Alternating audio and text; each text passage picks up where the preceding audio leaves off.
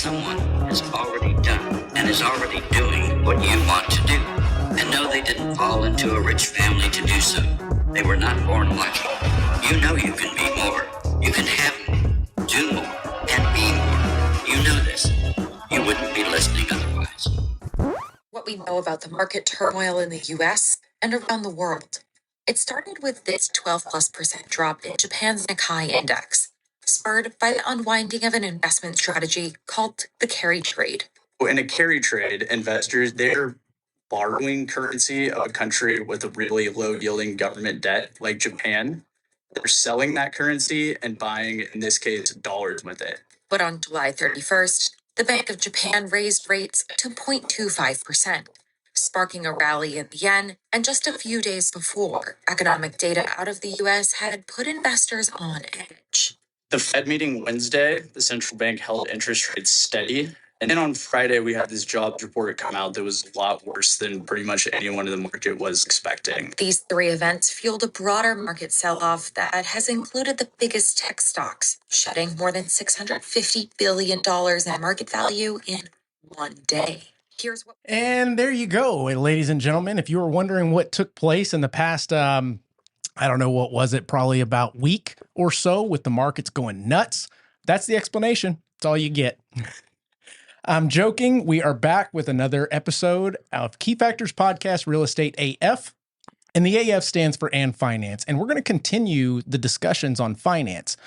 We just had two great back-to-back episodes with some experts in the real estate game discussing the U.S. debt clock, the crisis that we're facing, and how to help you guys kind of interpret at least the basics and overall understanding of how economics works, supply, demand, all that good stuff. So today I've brought along two guests, and I want to dive a bit deeper into the stock market, how things are tied together, a bit of education.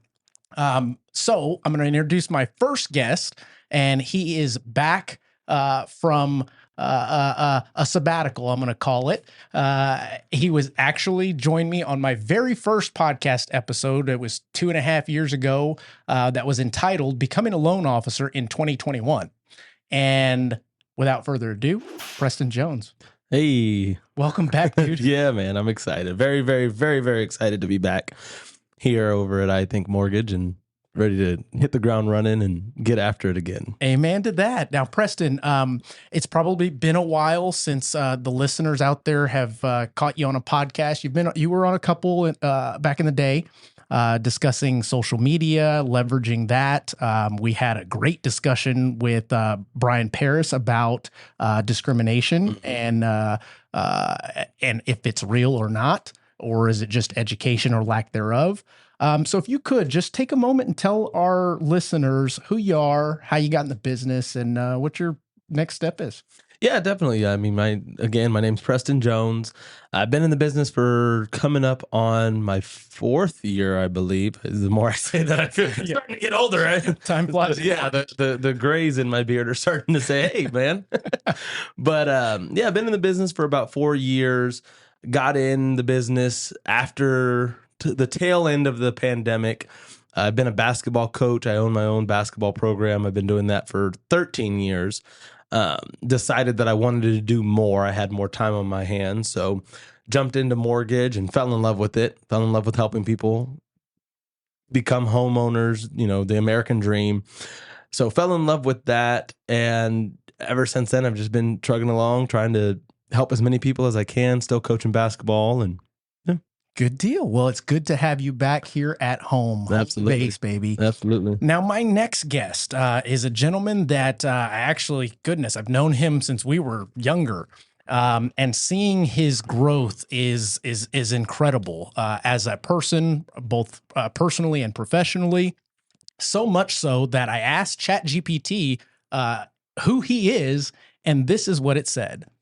Joseph Millhouse serves as a senior vice president at PNC Private Bank, where he plays a critical role in guiding high net worth clients through the complexities of financial planning, wealth management, and investment strategies. With a deep commitment to empowering the next generation, Millhouse emphasizes the importance of financial literacy and mentorship in his work. He approaches the relationship building and financial advising is marked by a strong belief in fostering genuine connections that lead to mutual success. At PNC, Millhouse is known for his expertise in navigating the stock market, helping clients make informed decisions that align with the long-term goals. He also advocates for embracing failure as a critical learning tool, encouraging transparency and self-reflection as a key resilience and growth in both personal and professional realms. His leadership and insights have made him a respected figure within the financial community. Without further ado, Joseph Millhouse. I told you that was good, man. Wow. That's you, man. You know, it's kind of unbelievable that came out about me, but There you go. hey, appreciate it, ChatGPT. Right? Drinks on me next. Yeah. That's awesome. Yes, sir. Yeah, How man. you doing, Joe? Man, I'm doing well, man. I can't complain. I'm just happy to be on this great platform. And that sentiment is shared, right? Absolutely. Because the three of us grew up in the same neighborhood. Absolutely. And so to see the three Parkwood guys doing what we're doing today is amazing. Man. I have to agree with that wholeheartedly. I mean, I can't say, and at times I will say, man, I came from nothing. And compared to the other kids that we grew up with, Yeah. we did have nothing, Yeah. you know? Yeah. Now, we weren't well off, we weren't poor, Yeah. but we were middle class Yeah. at the time, and Yeah. middle class was the okay place to Yeah. be. Yeah. There was a place for middle class at the yeah, time, yeah, right? yeah. That's a great Absolutely. Yeah. So that being the case, first time on Key Factors podcast, we're going to find a way to tie in what you do to real estate at some point in time throughout this. But before we do, I want you to tell us, our listeners, our audience, who you are, how you got to where you are today, because I can tell you big strides, brother. Big man. strides. Yeah. Well, that's a very interesting and good question because we have Preston here, right? So I'm gonna take it back to high school. Okay. Right? And Because- by the way, you guys, Preston is co-hosting with me today. All right. We're not interviewing Preston. He's going to be helping me chop this up. So in high school, right? So I went out and tried out for the basketball team, Okay. and I didn't make it, and I was upset. Actually, I made JV, sorry, but I wanted to make varsity, and I was upset about it, and I was very competitive. Yeah. And so my mom was the one, when I came home, I told her about it. She was like, well, hey, you have these ambitions of going to law school. She was like, why don't you try out maybe speech and debate? And I was like, Mom, like I'm cool. I like girls. Like that's for nerds. I'm glad I do that. Yeah. And so my mom said, just try it out, right? So went ahead, tried out for speech and debate. And I sat in the back of the class, and shout out to Miss Ann Smith because she was the game changer with it. She was our debate coach. And so my junior year, I waited and went to you had to do a tournament the very last semester, or I think it was I want to say it was December of my junior year. I went and I was trash. I think there was 10 people in this particular event, and I placed 10th. Oh, okay. And so I didn't try anything like that. And so I came back and I was like, wait a minute, these people aren't that much better than me. Yeah. And so I'm like, maybe if I just try a little bit. And so started trying, man. And from there, it just took off. I went to George Mason University for speech and debate camp. That's the most nerdiest thing ever. I went to the speech and debate camp at George Mason my summer going to senior year. And I came back my senior year and rocked out, man. I was 6th in the state of Texas and got an opportunity to go do speech and debate on a collegiate level. That's awesome. Got a full scholarship doing that. Amazing. And then 2008 hits. Right. So I remember I'm in personal finance class at the time. Okay.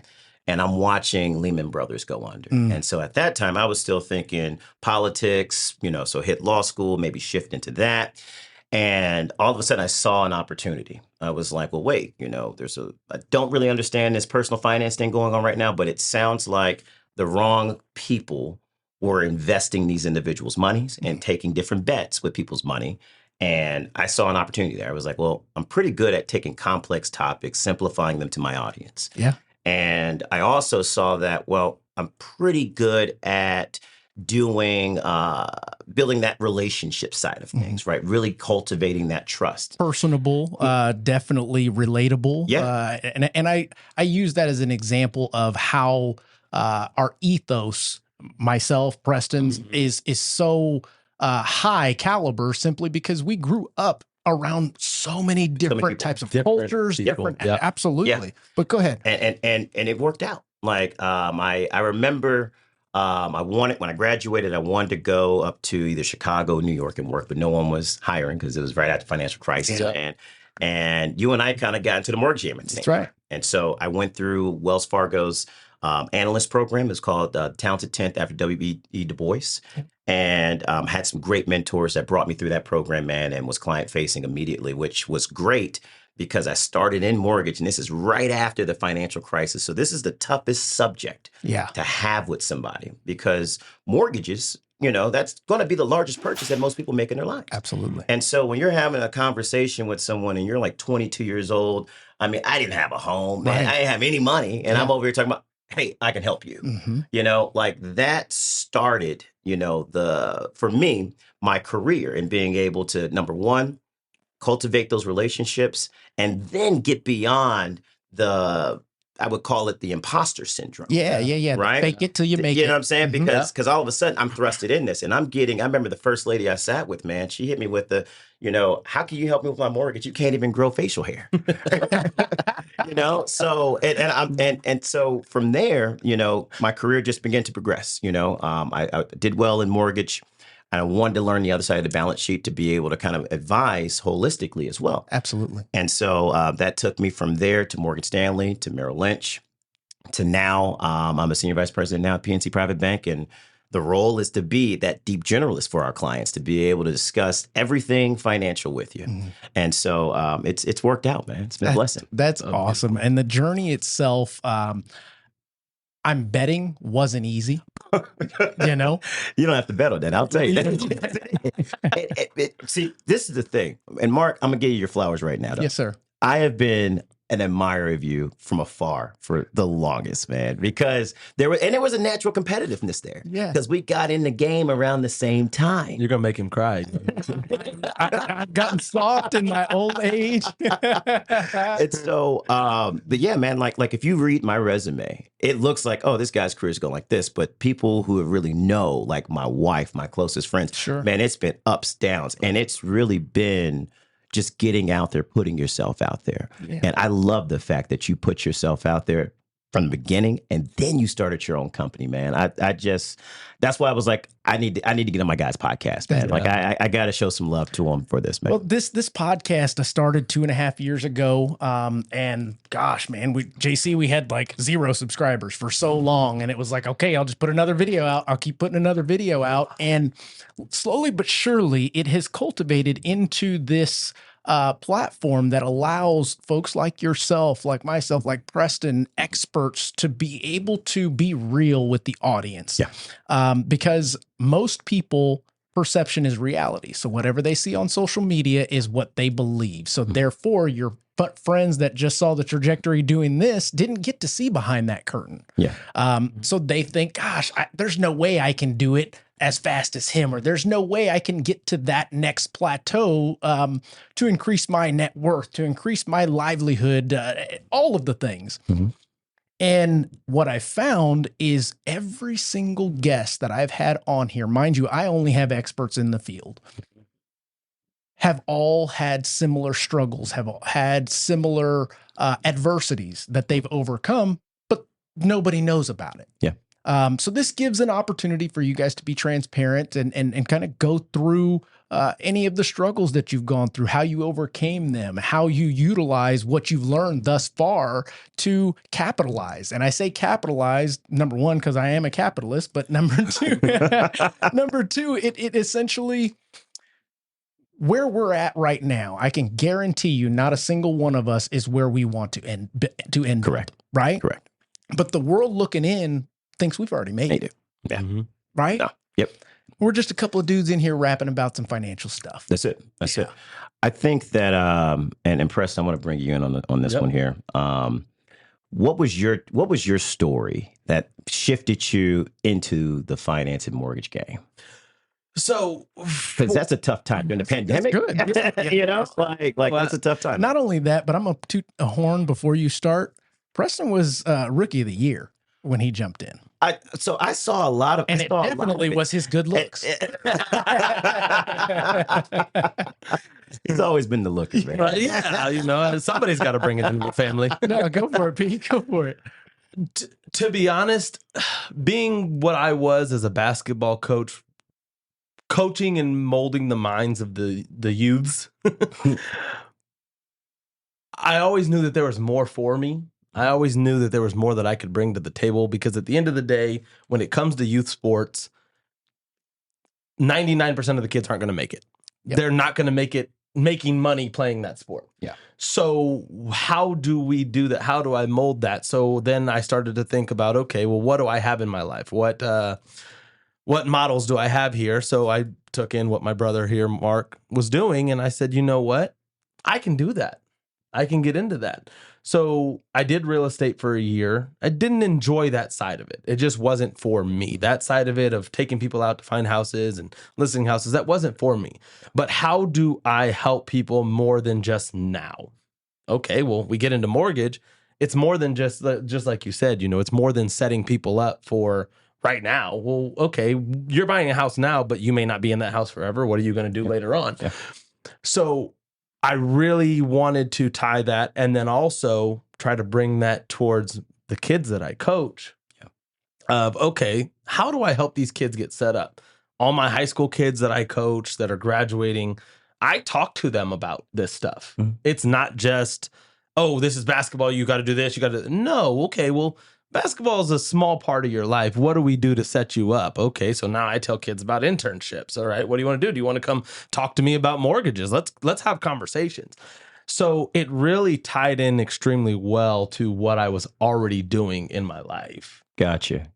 I had never heard you answer that kind of honestly, Yeah. and that is a cool concept, because I believe that there's plenty of coaches out there, Mm-hmm. but there's also plenty of coaches that are not making it applicable to the kids in real life. Similar to, I had a discussion recently about teaching finance in schools at a younger age. Mhm. And no, I'm not asking you to be a financial advisor to these kids, but put it in the way of a game. Each month, the kid gets a new career and they get a paycheck based on that career, and they get to budget, etc. So that way they get a little bit of fun. They get a little bit of basic understanding of how this game really works. Yep. Because we're not asking our teachers to be financial advisors, but I also can't ask of a teacher with the salaries that they make and the moves that they're not able to make, be the advisor for what their future should look like budget-wise, financially, etc. But simple things like, okay, if you want to be a teacher, you're not going to buy that Mercedes-Benz, the house that's $1 million, and you're also going to go on 15 vacations in the next 3 years. Perspective. Yeah. I think we hide the struggles too much from our children. I think, just like you went through your struggles, he went through struggles, I go through struggles. We hide those from our kids. We work so hard to let our kids see that everything's okay instead of showing them these are struggles. This is what life is. Not everything's going to be perfect all the time. So if we don't show the kids the struggles when they grow up, what are they going to do? They're going to think, oh, their first adversity, they're just going to quit. Yeah. Yeah. See, I have to totally agree with you on that, right? Because I would argue that our generation was the first generation that came out the game, because we're coming through Great Recession, and it's like, hey, we did it the right way. You said go to college, we went to college. That's right. And a ton of people couldn't find jobs. Still. You know what I'm saying? And so, and they're still paying off these student loans. That's right. I was fortunate where I was able to do that, but I was able to do it through a different process, right? So, and this is, let's just kind of peel it back a little bit. Yeah, right? let's go. Let's get real. So, all right. So I was fortunate enough to get the internship through Wells, right? So my mom, just being just an amazing cheerleader. Same thing with my dad. They put me in places to succeed, right? And so, was in high school because I was thinking about going to the academy, and I was a congressional intern. My freshman year in college, I interned with Bearing Point, I had a Time Warner marketing internship, right? So I'm thinking I'm doing everything the right way. Yeah. And when it came for me to go out there and get the big job, I couldn't get it, Mhm. And so I had to go through the internship program, as I was telling you about. But once I decided to pivot into the investment space to learn that balance sheet, and this is why you got to keep good people around you, right? So I remember I was having a conversation because rates had ticked up. I had really rode the gravy train with the refis. Oh, for sure. And so at that time, and I really wasn't doing what you were doing, which were you were out there building those relationships. I didn't even know how to do a refi at that time. 'Cause Everybody was hitting refis, and I'm like, Yeah. let me show you how to buy a house. And so, I was making, decent money thinking that this is going to continue. Mhm. Man, rates ticked up. I want to say a quarter percentage. That stuff dried up. Yeah. Mm-hmm. And so that was my awakening where I was like, okay, I want to maybe get back on path with what I initially was thinking. And so I went ahead and I put myself out there, and I was like, I was a senior mortgage banker with Wells. I was like, I will take a step back. I was like, I'm going to put an internship application in for Morgan Stanley. Yeah. And so I applied for this internship. I'm like, they're going to see that, man, I've done well. I'm about 4 years in my career at this time. I should be able to outshine on these interns, right? And so right after I put that application in, I went online just to Google, like, okay, what's the process? The first article that comes up, and I think they were more so talking about investment banking, but the article read something along the lines of you have a better chance of getting into both Harvard and Yale than getting a Morgan Stanley internship at that time because it was so competitive. So I was like, you know what? I'm going to go ahead and do something that no one has ever really done or does in our generation. I'm going to go stop by the office, drop a resume and cover letter off, right? And so y'all know my boy Lawrence, man. I mean, that's my guy. And so we were supposed to be going out to hit lunch. And so the Morgan Stanley office is at the McCombs building. So down there, close to the Pearl area. Yeah. Perfect. Yep. And so I go up there, man. I have my suit on, man. I have my resume and cover letter, and something told me to grab 2 copies. Walk up there, meet the receptionist. I'm like, hey, my name's Joseph Millhouse. I just put in for an internship yesterday, and I'm hoping I can sit down with somebody and ask for an opportunity. Lady's like, wow, no one does this. Wow. And so she goes in the back. She's like, hey, the VP's here. Let me go talk to him. And so she comes back, maybe like, She runs to the bag and she's like, I got this nerd over here. and so she comes back and she's like, well, look, he's on a call. He's getting ready to go to lunch. And so if anything jumps off the page, he'll reach out to you. So I'm like, damn, I'm getting blown off. And so I'm like, just give me his card. I'll reach out to him, right? So I'll walk out. And so Lawrence thought I was going to be up there for a while. He was supposed to be just waiting in the parking lot. My dude's in the lobby with his feet up, chilling. And I'm like, come on, bro. Like what you doing here? He was like, man, I thought you was going to be up there for a while. And I was like, nah, man, let's roll, man. They blew me off. And so Lawrence is like, well, did you get a card? And I was like, yeah. Lawrence pulls out his phone, looks up the guy on LinkedIn. And he's like, is this the dude? And I was like, I guess so. I didn't see his face, but that's his name. And he was like, man, we don't have anything to do. How about we just sit here and wait for him? And you just give it to him. And so I shit you not. Sorry, Mom. Because this story still makes me tear up a little bit. Yeah. I kid you not, man. Like maybe 2 or 3 minutes. Dude comes off the elevator. Lawrence is like, there you go, right there. I walk up to him. I'm like, hi, Mr. Stevenson. My name is Joseph Millhouse. I just dropped a resume and cover letter off upstairs, and I wanted to wait to give this to you personally. I'm seeking an opportunity. And the guy looks at me. He's like, no one does this. And so he starts looking. He's like, okay, so you got the mortgage side. Okay, well, do you know anybody who can give you $20 million today? I'm like, what? I don't know anybody with any. I'm like, what? That's like Monopoly money to me, man, at that time, And I'm like, no, sir. And he's like, well, the job that you want, you can't have. But because you showed this hunger to learn, I'm going to create a role for you. Wow. And my man put me into the private banking advisory associate position, which was able to leverage my mortgage experience, my lending experience, and then to pretty much just consolidate that into a holistic role where I'd be able to potentially advise clients on the investment side. I'm excited. Hopefully, right? Hopefully. Yeah. Man, I passed my 7, and you have one attempt on a 7. I crushed a 7. Crush it. For some reason, I couldn't pass that 66. 66. Yeah. And you had 2 attempts, And I ended up, and well, I'll come back to that other story later in the pod, but I ended up having to leave Morgan Stanley. Okay. But what I ended up doing is, since I was sponsored for my 7, I still had that hunger, and you had to wait 30 days, right? So I went ahead and took it in December after I failed it in both October and November. Passed that thing by 3 points. Went back up there and told my guy, "Hey, I passed my test, man. Can I get the job back?" Guy was like, "Nah, can't do it. We gave it to someone else." But literally, I would say 2 weeks after that, Merrill Lynch calls me and they're like, "Hey, we got an opportunity," and it just took off from there. Wow, Joe. Okay, so I want to chop that up. Yeah. We haven't even gotten into our topping yet, ladies and gentlemen, but this is fantastic. And I hope you guys are getting some stuff out of this. You mentioned something that hit real hard, and that was at the time that you were doing okay. Yeah. Mortgage rates went up a little bit. You could have just kept chugging along and adjusted what you do like most people do. Okay. 99% of people take the safe route. Yeah. But you bet on yourself. Yeah. You doubled down. Yeah. Again and again within a short period of time. Yeah. And I don't normally bring up this next topic, but I'm going to, because I'm with family right now. Yeah. There's a lot of folks out there that believe that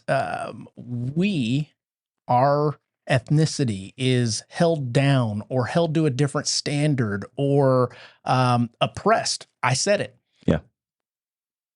You, in your story, in your trials and tribulations that you just articulated, proved that as an example of not giving up, going the extra, doing things that others don't do, don't normally do. No, they don't do it. Yeah. Especially this generation. You're lucky if the kid shows up and their parents aren't with them. You know? Yeah. True.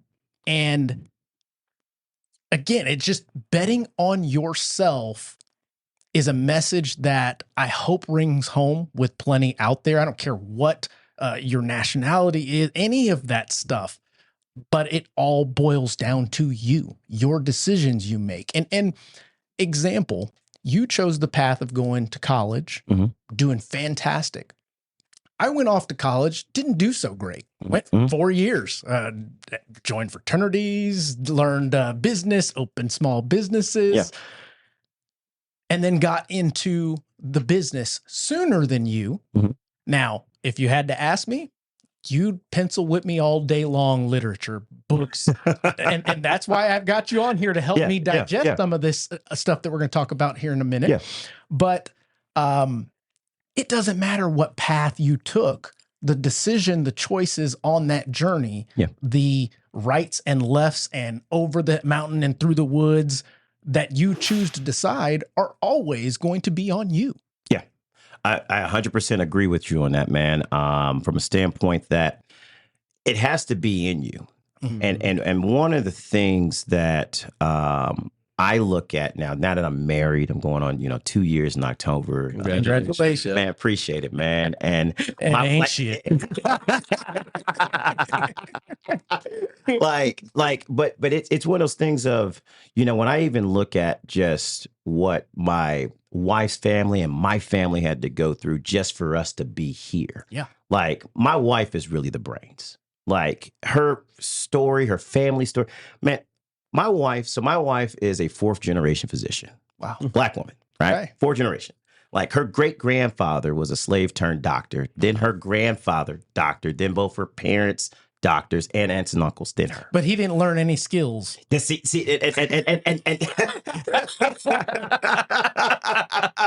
sorry. I'm not sorry. But it's all on you.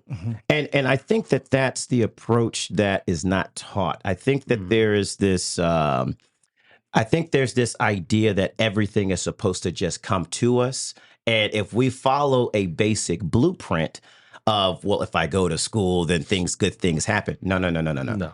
It's now becoming a level playing field. I agree. Certifications are becoming more of the demand. If you're naturally skilled, is always been in demand. That's right. So this idea that you have to you have to sit there and wait for opportunities, I think is obsolete because we're now global. And so there are people in India that are going to take the opportunities that you don't, that you're not looking for because they're more hungry. That's right.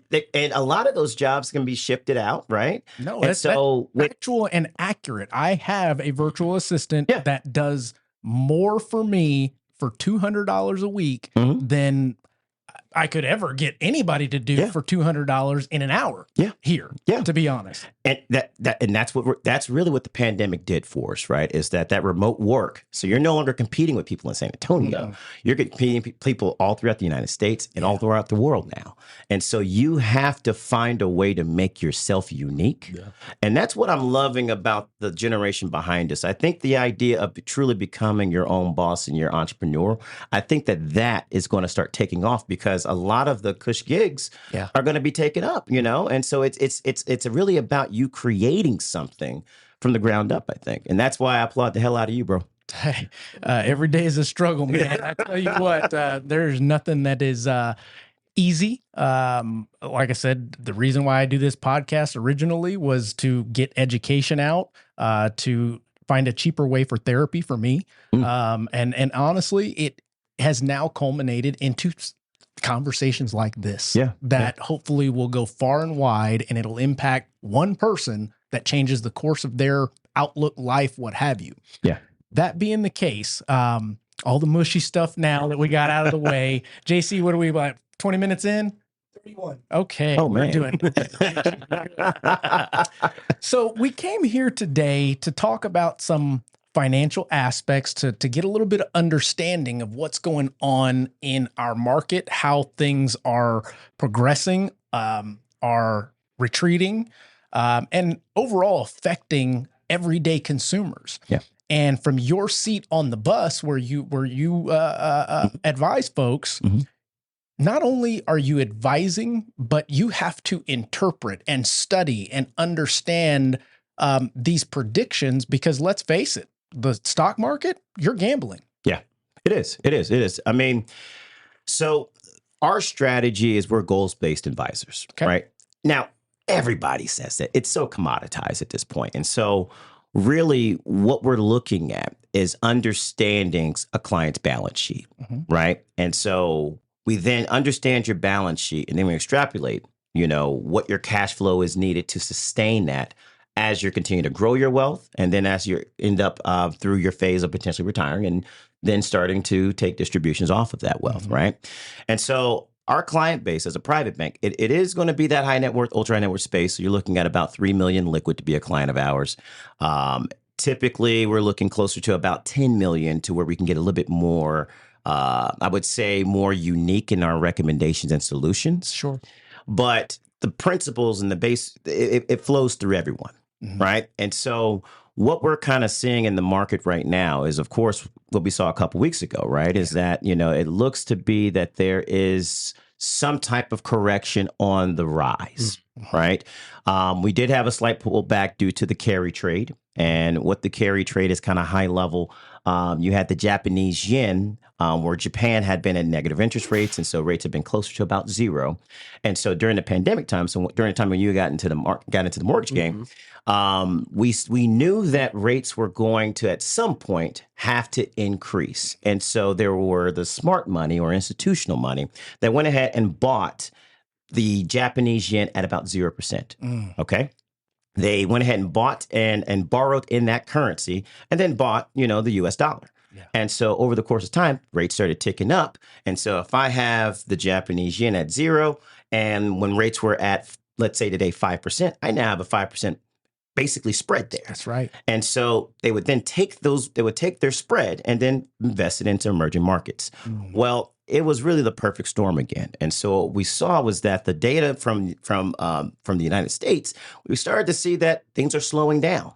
And then, of course, you had in Japan, they ticked their rates up just a quarter. That's what created what we recently saw, that quick downturn in the market. And that was due to the fact that a lot of people were then dumping those positions. And so that's what then created that quick downturn in the market. But now things are starting to stabilize. And the stock market, and this is the deal. A lot of people look at the stock market thinking that that's a great indicator of how the United States and the Americans are doing. Mm-hmm. This is the thing. Most people aren't invested in the stock market. Everyday people, a lot of them aren't going to be invested in stock Matter of fact, market. we talked about it on the last discussion. And one of our guests brought up the actual statistics because they came out just recently that I think it's something like the top 10% owns 50% of stocks that are in the market. Yeah. Then the bottom, I think it's bottom 80% owns less than like, oh my God, I think it was like 10%. Oh yeah. The remainder is that other 20% gap there. Yeah. So the question was prompted because you see it in the media. The Mhm. economy's doing great. Look at the stock market. Mhm. Well, in my opinion, the stock market isn't a good indicator because if you ask me, I'll be honest, I don't have any money in the market anymore. Mm-hmm. I took it out. We need to sit played- down and talk about your I- because I know you got that bread. No, I tell you what, my journey with that, I also worked at Chase back in the day. That was one of my first big boy jobs, so to speak, after working at the bank inside of Walmart. I was selling annuities. I was referring them to my FA. Mhm. I had to get licensed. But the idea when that happened in 2008, it was like, I'm not going to put my money in that. I don't understand it enough. Just because I'm licensed doesn't mean I study it or know what's going to happen or even know what kind of prediction to make to articulate and back up what I just said about it. Yeah. You know? Yeah. Then you fast forward, and at that time, pulled it out, said, I'm not doing 401ks. That's when every dollar extra either went into some type of risk or high risk business that either succeeded or failed, or real estate. Because it was safe there. And fast forward, pandemic rolls around. I get a call from Josh Kern, said, hey, did you see Six Flags? Mhm. What are you talking about? He said, it's like $6 right now. You need to go buy it right now. Buy a bunch of it. Okay. Yeah. You know? Yeah. Knowing that regardless, it's cyclical. It's a seasonal type place. Right. It made sense to me. Okay, dump. Now I'm in Bitcoin. Now I'm in Dogecoin. Now I'm over here in Alaska Airlines. Now I'm not doing anything during the day but playing on my damn phone. Oh, Tesla split. Yeah. Let's get it. Leveraged it all over to Bitcoin and lost my ass. Yeah. And it was like, I'm done again. Yeah. This is something that I don't have the expertise to advise for myself. And it's tough to trust someone simply because everybody, like you said, everybody's got the same spiel. Yeah. You know? Yeah. You don't get to the heart of anybody and know, how does this affect you if I lose? Yeah. And so, Preston, before I jump in, I wanted to bring. What are your thoughts on that, man? Man, I never really got to the point to where I jumped into stocks. You know, same thing there. You know, I'm in that percentage that never really got into it. I never really learned about it. I never really thought about it. I tried to get in for a little bit. You know, same thing. My buddy Josh Kearns, that I've known forever, he told me about some stuff. That's my neighbor, man. Yeah. Josh. Yeah, he was neighbor with Josh. Yeah, he knew Josh. Yeah. So I never really got in to understand it. It's something that I wish I would have got in to understand, because there were times whenever I could have, you know, when I never got into it. I wish I would have. Yeah. Now, the second thing to add to that, which I think is a big piece of it, you've been self-employed since day one. Yeah. So the only things available were Roths and I was just about to say that. Go for it. And so business owners like yourself, right? Mhm. See, this is the thing, is that you already understand risk because you're already in your own business. Yeah. Right. And so we look at working with business owners because we love working with business owners because you understand that bottom line of risk. Mm-hmm. And your nest egg is your business until, you know, eventually you're going to continue to invest, and then eventually you're going to sell at some point.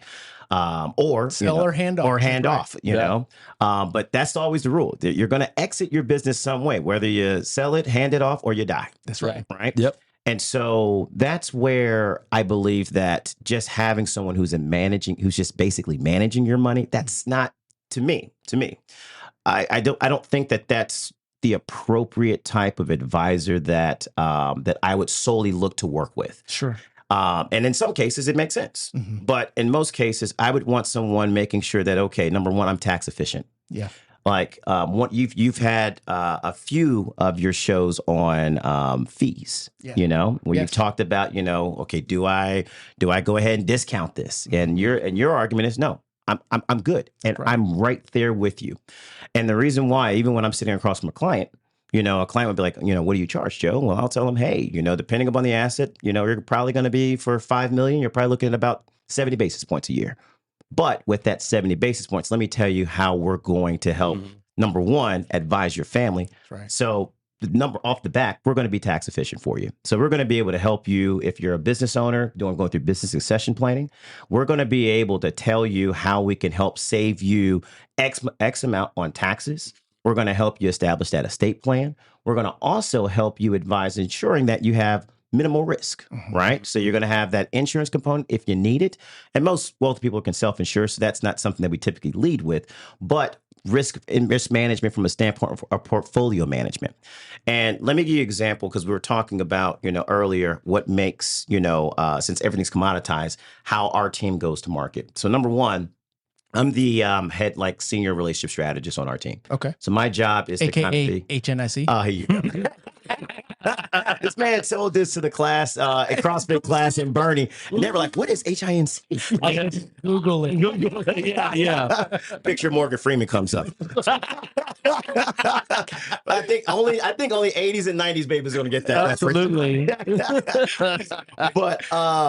But basically, the way we work is my job is to kind of sit down with business owners like yourself, right, and understand your needs. And then I assemble the appropriate team around you. So if you're going to need, you know, let's say a wealth strategist, if you're at that point for financial planning that, I'm going to need business succession planning, I'm going to bring in my wealth strategist. And that wealth strategist, she's bad. I mean, Cal Grant is one of the baddest. My boy Andrew is one of the baddest. I mean, these people are JD, CFPs, have worked on multi-million dollars. I think Cal's worked on a couple $1 billion deals as well. Very experienced and seasoned in that space. I'm going to bring in also my CFA that's going to operate your investment portfolio. And our investment strategy, kind of going back to your point, Mark, is not going to be this approach from a standpoint of, okay, I'm just going to make sure you have a diversified asset allocation. As diversification matters, but we start with the bucket approach. And what that means is like, okay, Mark, Preston, what are your non-negotiables? What are the things that you're going to need to make sure that you're funding, which is going to be like a house. And eventually your house is going to be paid off. But, you know, what is that going to look like for you, for your non-negotiables, that your necessities that you need? And I'm going to buy a 30-year treasury for that. I'm not going to even have any risk for that. Safe. And the reason why I want to do that. Well, we'll get into that shortly. Well, there's always interest rate risk there, right? Of course. But still, if I'm getting, let's just say if I'm locking in 4.25%, right? Or 4%. If rate of inflation, we always look at about 2.5, right? So I got about a 2% spread there, right? And so if I'm able to get you 2% on that money plus lock in, and let's say we're funding it over the course of time in that asset accumulation phase, that's going to be your nest egg there. And everything else we invest in what we call a surplus account. That one we're going to get a little bit more granular with, right? We're going to be a little bit more aggressive with because the time horizon's further out. And so what we do when we have markets like we had a couple weeks ago, we don't get calls because our clients are looking at it from a position of, well, my nest egg, what I need to live off of is fine. And we already understand that there's going to be, ebbs and flows. There's going to be ups and downs in the market with your long-term money. And so as long as we're able to sustain what you need up front, everything else takes care of itself. And so it's just a different way of looking at it because you become more intentional with your investment versus just saying, I just want to buy the S&P and just see what happens. And I'm going to tie this back to real estate because the one thing that separates you from any other investor, manager, advisor is you can justify your value. You just did it right now. And where I'm tying this to real estate is there's been a recent, bombshell on the real estate side of things to where commissions are changing. Yeah. People are having to justify their commissions. They're having to articulate what their value is. And plenty of them are scared because they've never had to do that. If you got in the business from 2020 to 2022, you've never had to, it was, I needed a realtor to do this contract and you're going to make 3%. That's just standard. Yeah. And now you're having a lot of realtors that are battling with this concept of what you just did Yeah. and take my money. Yeah. You know, Yeah. that in itself is an example of it doesn't matter what industry you are in, you better be prepared to justify your value, 1000%. articulate your value. Yeah. You know, Because if you can't articulate it, then there's no way that anyone else is going to be able to see it. that's beautifully said. You know, Because and- we are not selling tangible things yet. Correct. And I think that it's for me at least, I think it was kind of going through, you know, my ups and downs in life where you begin to refine it. Yeah. And that experience allows for you to then say, okay, I think I want to approach business this way now, and becoming more of a student of the game. Yeah. And I think that's one of the things that you two do, especially with your platform here, is that you're providing that knowledge, providing that different perspective. And I think that's what people have to do by listening, but then like to shows like this. Sure. But they have to do it and internalize it themselves. Absolutely. I think you just made a really great point right there in saying that you had to refine it. Yeah. I think what many people don't realize is that one way is not the only way. Correct. And when that way doesn't work, you fail and you go back and do it again and you refine it. But I think people, after they hit one, maybe two walls that didn't work, they stop. They give up. And that was a very well way to put that of you refined it and refined it and refined it. No. And you're probably still going to refine Yeah, it oh, now. yeah. Like you're not set. Because people are people, right? Mhm. And so, you know, it may resonate with, you know, the business owner that's getting ready to sell their practice that's also a physician, but I'm also going to want to go, I want to approach the biotech company, right? And so you have to be able to, number one, read your room, right? And this goes back to what we were just talking about too. You're going to have to be able to articulate that value prop and finesse it to the needs, because not everyone's going to need the exact same thing. That's right. You know, so let me hit you with this one. So we were talking about houses earlier before we got online here. And so my wife and I, so we initially had bought in Katera Manor, right? So we had built in that neighborhood. So right off of Babcock there. Yep. Beautiful home. And my mom had a stroke in 21, right? And I lost my dad in 21. So 21 was a really tough year. And like, I just got engaged that February and lost my dad in April. Then my mom had stroke in September. And then I had started the job at PNC in October. And we just had a lot of stuff. And plus we were planning a wedding for 22. And so we had locked in our interest rate. I want to say our rate at that time was I want to say that thing was, call it 3.75, 3.5, somewhere in there. Okay. At that time, because we had did the physician loan, right? Yeah. So it's a portfolio loan. So they're going to charge up a little bit more, because I want to say we could have got like somewhere At around that 300 time, more at that time. And so with my mom having the stroke, I was like, well, my mom may end up coming to stay with us at some point. And so my wife, being the loving person that she is, she's like, hey, we got to figure this out, because we had some stairs kind of going up, and the turn to the master bedroom or the guest bedroom where she'd be staying was kind of tight. And so we were like, well, let's look to move, right? And so we looked in your neighborhood, and we came across a property in Katera Hills. And so we went ahead and moved in that neighborhood. I want to say that was during 2020. We started the building process in 2022. And this is where I wanted to get you guys' advice here. So we sold our home, right? And we had a great realtor, Glenda Cook. And what Glenda was able to do for us, she was like, hey, I need you to look at this in a different way. Because we had bought, I want to say, for right around the high 6, kind of low 7s. And what I was looking at, I was like, well, I don't want to have to come out of pocket for anything. So I want to make sure whatever we take out of here is rolling into the next house. And so I put the home on the market for $850. And got a couple bites, but no one was tracking for it because, you know, there's not a lot of yard there, you know? And so we had a guy come in, and he was like, he didn't have a realtor. Okay. And we did an open house, and he ran into Glenda, and Glenda was like, hey, what do you think of the house? I was like, hey, me and my wife, we love it.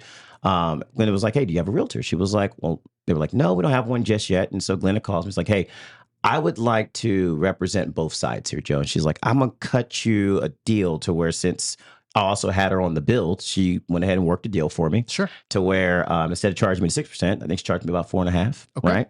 And So she basically, what that is, ladies and gentlemen, if you're not in the real estate business, essentially it's kind of a move up program and an incentive for that buyer.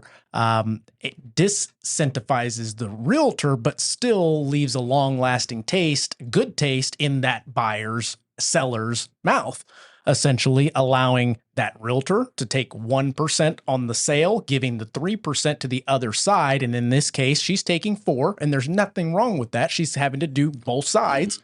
And then essentially getting the full comp on the buy. Yep. And the reason why we do that is hopefully the buy is a little bit higher price than the other ones. Yep. But it And- makes sense. And what she did, she actually, on the buy, she cut me back a point. That's awesome. Yeah. Yeah. Because like I said, that's like a big That's sister a for me. solid agent, right? And we were able to get that done. So, and plus we had a 2-month lease back. Mm. Right. And so I was like, well, man, this is a win. So I pocketed, not only, the 1.5% that she saved me, but I pocketed 2 months mortgage payments. Right. Right.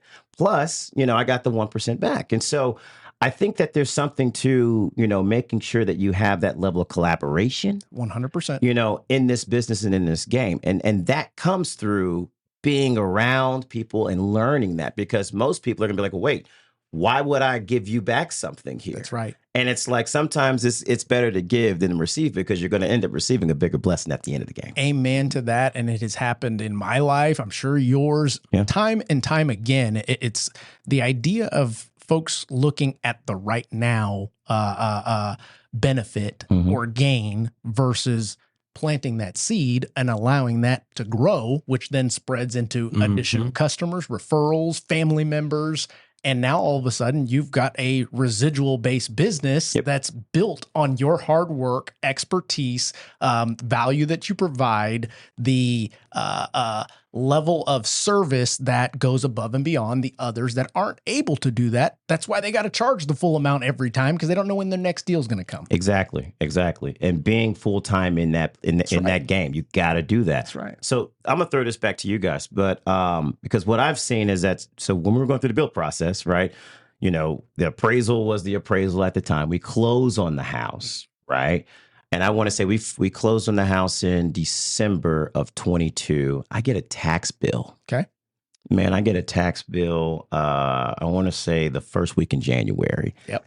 And that thing goes from like around 1.3 from what we initially appraised at to now 1.7. Mm-hmm.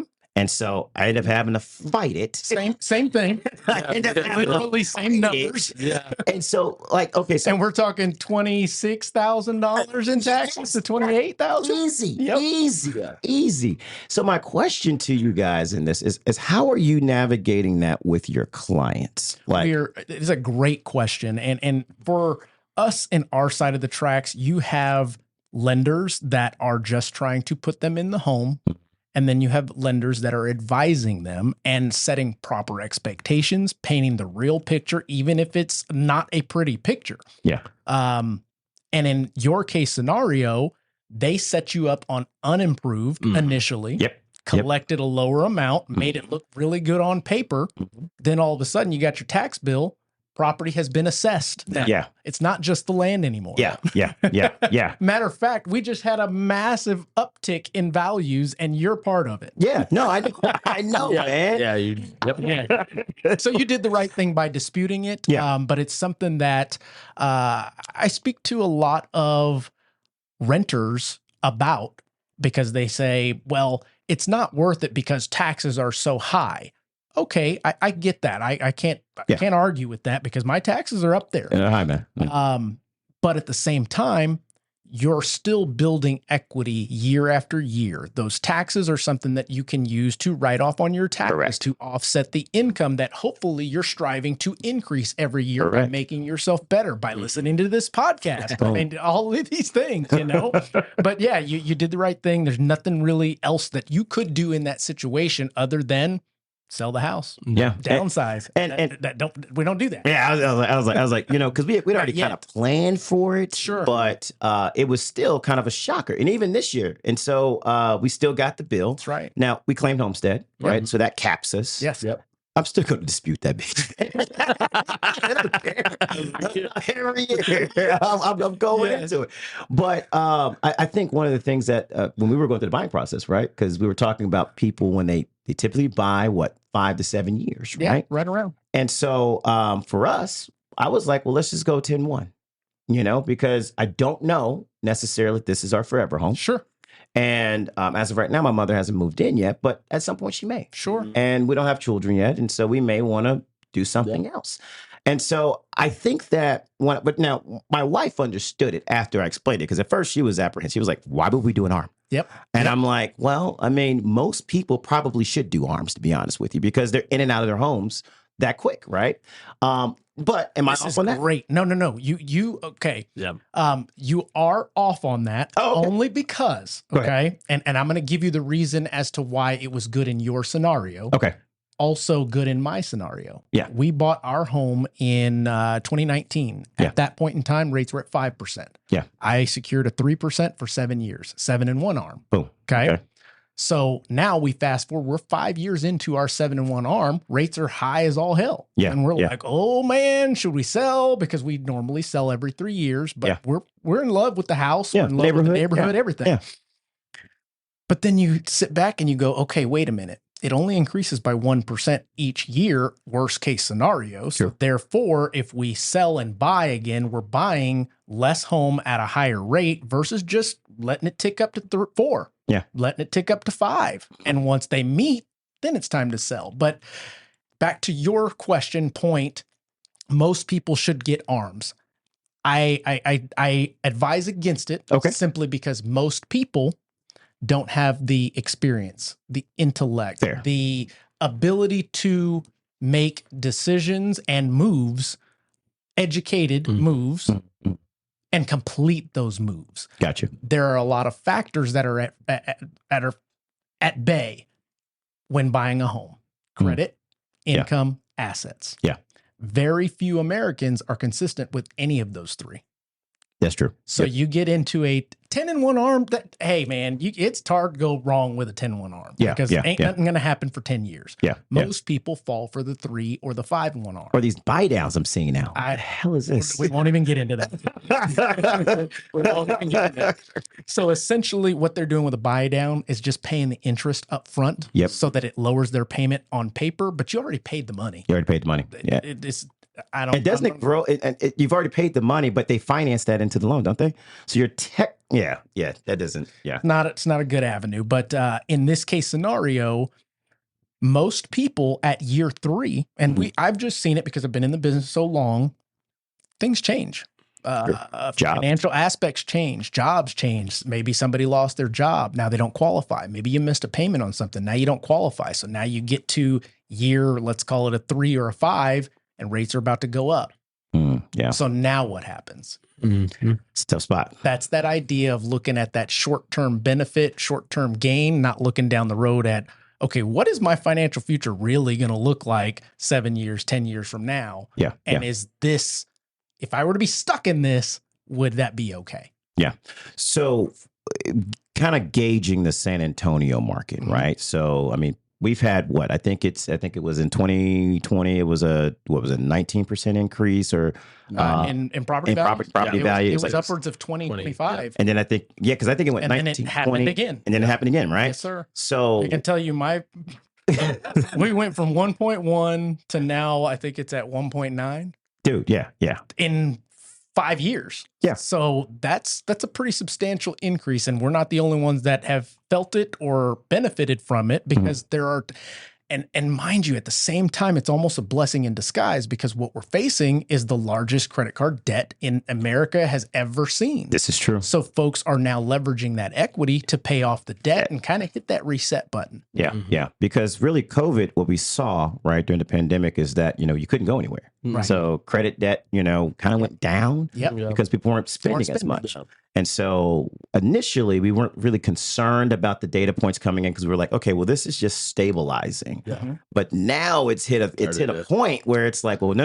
This isn't stabilizing. This has now gone through that previous number that we had Right. before to where now it's like everything is so hiked because inflation hit. Yeah. That now people are pretty much charging like things like Netflix, where you're supposed to be paying off. Correct.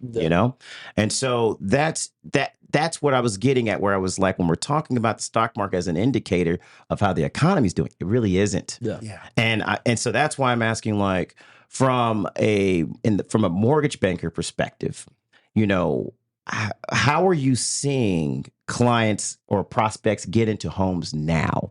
Because the price point is now shifted. What's the median price in San Antonio? 300, 320, right at that range. Mhm. Yeah. But anything under that price point is either going to be multiple offer situation because it's worth it, Yep.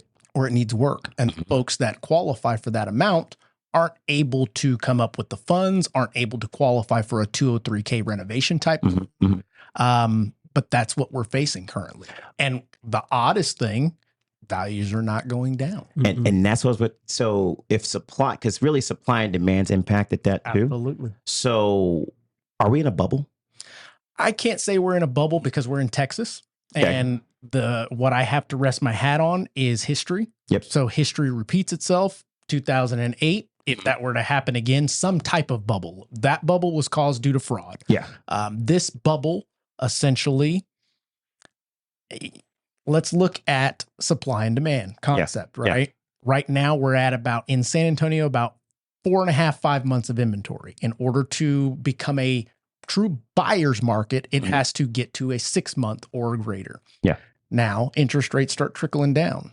So there's hundreds of thousands of people sitting on the sideline waiting to throw their hat in the ring for rates to go down. Well, guess what? All the rest of the people waiting are going to do the same thing. Their prices go up even more. Mhm. That's right. And that is what we are on the cusp of happening, because it's not like people that wanted to buy a year ago said, I'm not going to buy. I'll rent forever. Yeah. Very few, despite what the media says, very few want to be renters forever. Correct. Because I mean, that's the easiest and probably, it's definitely the easiest way to grow your net worth, right? The number one factor, is to be able to take hold of an asset that just naturally appreciates. That's right. The average net worth of a homeowner is upwards of $300,000, whereas the average net worth of a renter is about $6,000. Wow. I did not know that. True statement. I mean, that is coming directly from the data that just came out. Okay. So that being the case, JC, we're over an hour? An hour and 2 minutes. I love it. We're on the money. Okay, so I'm gonna have to wrap this up soon, but I don't honestly know how. Put the camera on Preston's handsome face. You're right. we may need to have a round two of this with a little bit more itemized agenda. But what I want to ask you, and hopefully you can help us with this aspect, because I don't claim to know everything. I'm a student of the game, and even if that game is the stock market. In your opinion, expertise, how does the real estate market affect the stock market? Well, the real estate market's going to, I would say they're not really necessarily directly correlated. Okay.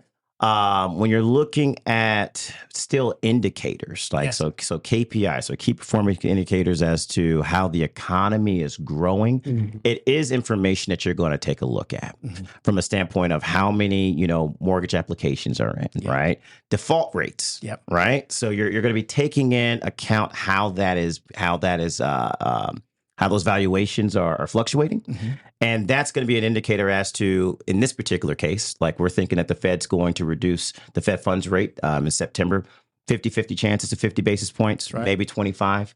I'm thinking now 25. So that's going to, of course, affect the borrowing power. That's right. Which we're hoping that that's going to lower, over the course of the next maybe 6 to 12 months. We're thinking that we may get somewhere closer to about between 4.5, somewhere in there, and so I would say that is one of the ways that we're kind of evaluating the mortgage market, Sure. Or the housing market as it pertains to the economy, as well as of course the stock markets. Now you can still buy mortgage-backed securities, Sure. right? That's a part of the market as well. But And if I'm not mistaken, it's a pretty big part of the market. no, it is. Yeah. It is.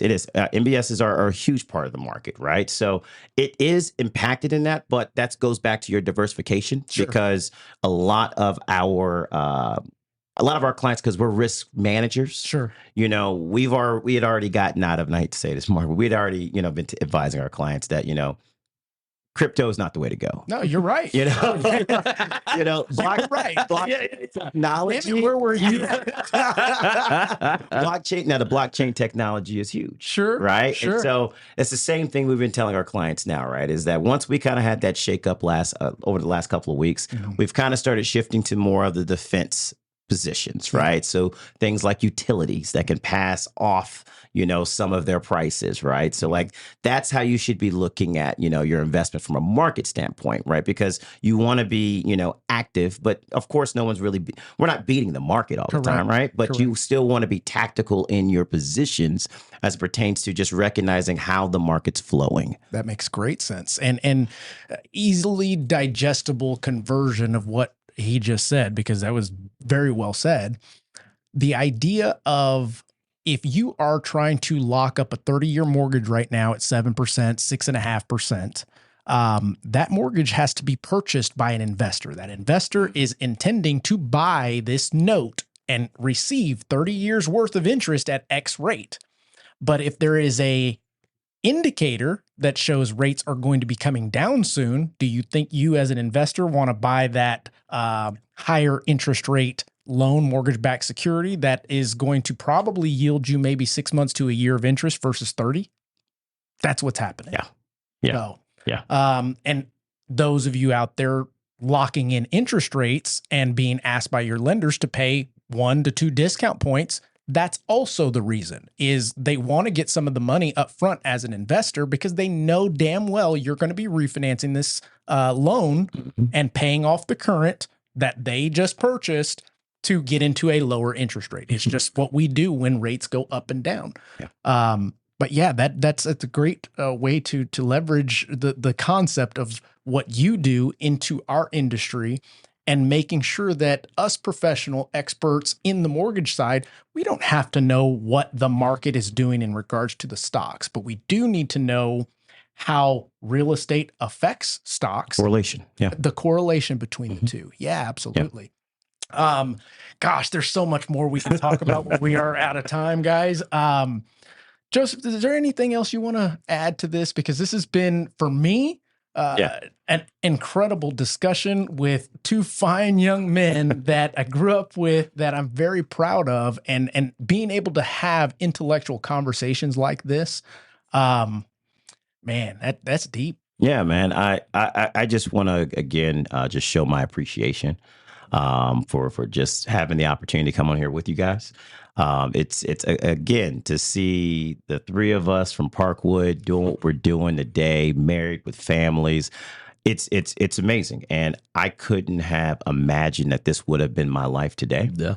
And my encouragement to everyone else is that it's never too late. Yeah. And you're able to create whatever you want. It just starts with you taking responsibility for everything that you're able to do. On the money. Gosh, I couldn't have said it better. Preston, is there anything that you'd like to add to this? I just want to say, if you didn't learn anything today, you weren't listening. You weren't, because I learned a ton today. Absolutely. And with these discussions, because I'm a host, people believe that I know everything. I don't know shit, guys. Hey, look, this guy does know a lot more than he's giving off now.